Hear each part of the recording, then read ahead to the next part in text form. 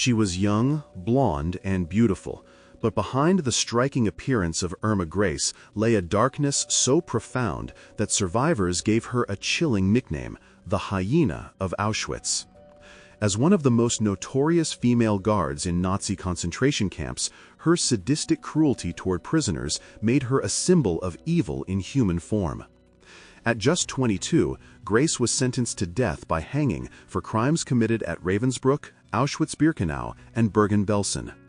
Her execution in 1945 raised complex questions. Was she merely a cog in the Nazi machine or a willing participant in mass murder? Did her youth and indoctrination absolve her or amplify the horror of her crimes? And, most provocatively, was her execution justified? This video dives deep into the life, trial, and death of Irma Grese to examine the evidence, the ethics, and the enduring legacy of a woman executed for monstrous acts. Irma Grese was born in 1923 in Wrechen, Germany, into a working-class family. Her early years were marked by trauma. Her mother died by suicide when Irma was just 13. Dropping out of school at age 14, she was drawn to Nazi ideology and became a member of the League of German Girls, the female branch of the Hitler Youth. At 19, she volunteered for service as an SS guard and quickly rose through the ranks. Grese was assigned to Ravensbrück Women's Concentration Camp in 1942, followed by a transfer to Auschwitz-Birkenau in 1943, and finally Bergen-Belsen in 1945. Eyewitnesses and survivors described her as a brutal overseer who relished inflicting pain. She carried a whip and a pistol, used vicious dogs, and participated in selections for the gas chambers. Some accounts claim she beat women to death for minor infractions. Despite her youth, Grese's actions were not passive. She appeared to embrace her role with a disturbing zeal, often smiling or laughing as she brutalized prisoners. Her reputation grew so vile that even within the hierarchy of Nazi war criminals, she stood out, not just as a woman among male perpetrators, but as a symbol of cold, deliberate cruelty. As the Allied forces liberated concentration camps in 1945, they uncovered the full scale of Nazi atrocities: piles of corpses, emaciated survivors, and records of systematic extermination. Among the most shocking discoveries was Bergen-Belsen, where British troops found Irma Grese still in uniform, unrepentant. Her arrest marked the beginning of a historic legal reckoning. The Allied powers, determined to hold Nazi officials accountable, organized a series of war crimes trials. The most notable for Grese was the Belsen Trial, officially known as the trial of Josef Kramer and 44 others, conducted by a British military court. Grese was charged with war crimes committed at Auschwitz and Bergen-Belsen, including abuse, torture, and participation in selections for extermination. The trial was groundbreaking. It applied international law to crimes that, until then, had no legal precedent. The concept of crimes against humanity was introduced, targeting actions so heinous they offended the conscience of mankind. Grese, notably one of the youngest and few female defendants, was convicted based on survivor testimony and her own lack of denial. She was sentenced to death. This legal framework not only condemned individual guilt, but also set the foundation for modern international criminal law. The execution of Irma Grese has been widely regarded as a justified act of justice, not as vengeance, but as a response to overwhelming evidence of deliberate and sadistic cruelty.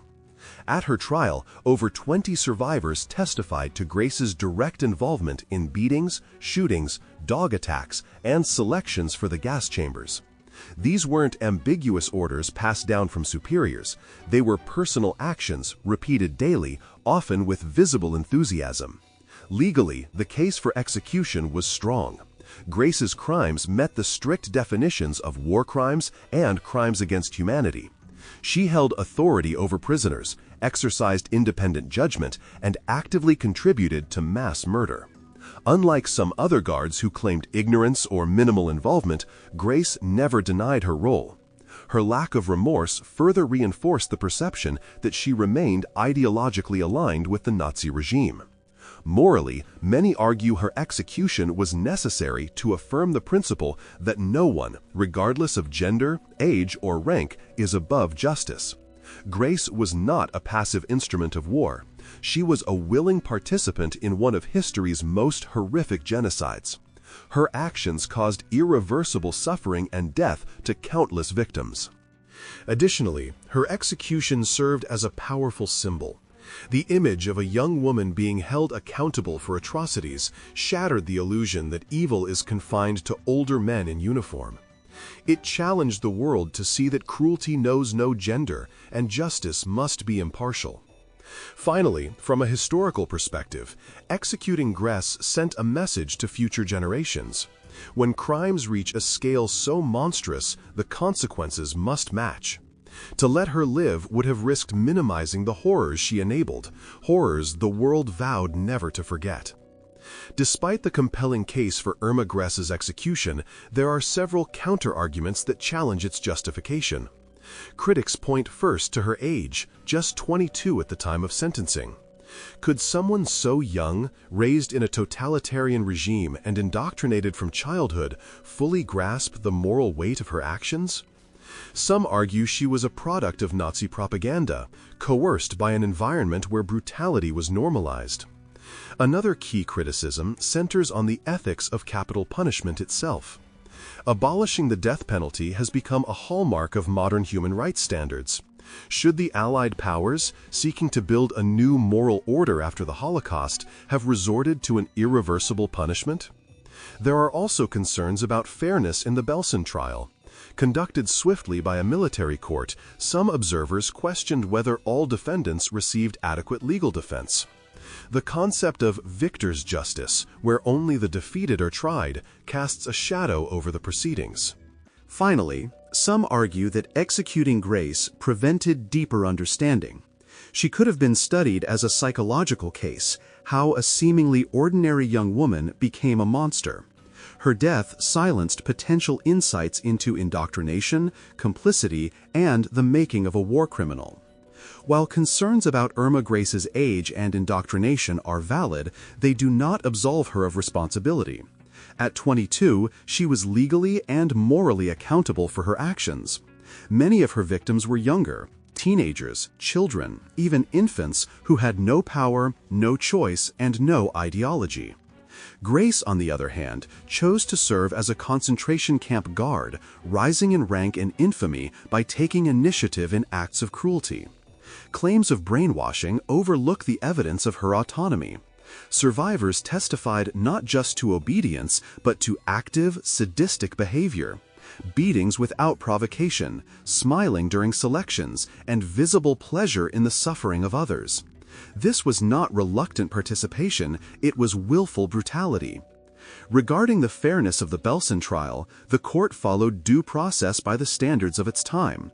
Defendants were informed of their charges, allowed legal counsel, and permitted to present defenses. In Grese's case, the overwhelming witness testimony made her guilt clear. As for studying her psychologically, justice had to take precedence. The enormity of her crimes demanded a consequence that matched their gravity. Sparing her life might have served curiosity, but not justice, deterrence, or the moral reckoning history required. Irma Grese's execution touches on deeper questions of justice, not just legal but philosophical. From a retributive justice standpoint, her death served as a proportional response to the atrocities she committed. In this view, justice demands that those who inflict immense harm receive punishment that reflects the severity of their actions. Utilitarian arguments also support the execution, emphasizing deterrence. Her punishment sent a signal: participation in genocide would not go unanswered. In a post-war world trying to rebuild a moral foundation, such clarity was essential. Restorative justice, by contrast, seeks healing over retribution. Some may argue Grese's execution offered no restoration to victims, only finality. Yet, in the case of industrialized genocide, restorative paths may not exist, only accountability. Her case forces us to confront the uncomfortable truth. When evil is deliberate and unrepentant, the pursuit of justice can require severe and irreversible measures. In her case, many concluded it did. Irma Grese's story remains one of the most haunting legacies of the Holocaust. Young, female, and fiercely cruel, she defied stereotypes and embodied a level of inhumanity that shocked even seasoned prosecutors. Her execution, while controversial, was grounded in overwhelming evidence and framed by the desperate need for justice in the aftermath of genocide. Supporters argue that justice demanded her death, not for vengeance, but to affirm that such crimes would never go unanswered. Critics contend that executing a young, indoctrinated woman failed to reckon with the complex roots of evil and robbed history of a living example of accountability. Ultimately, Irma Grese's case transcends her individual guilt. It raises timeless questions about justice, morality, responsibility, and how we respond to extraordinary evil. As we reflect on her execution 80 years later, perhaps the most important question we can ask is this: when justice and mercy collide, which should prevail?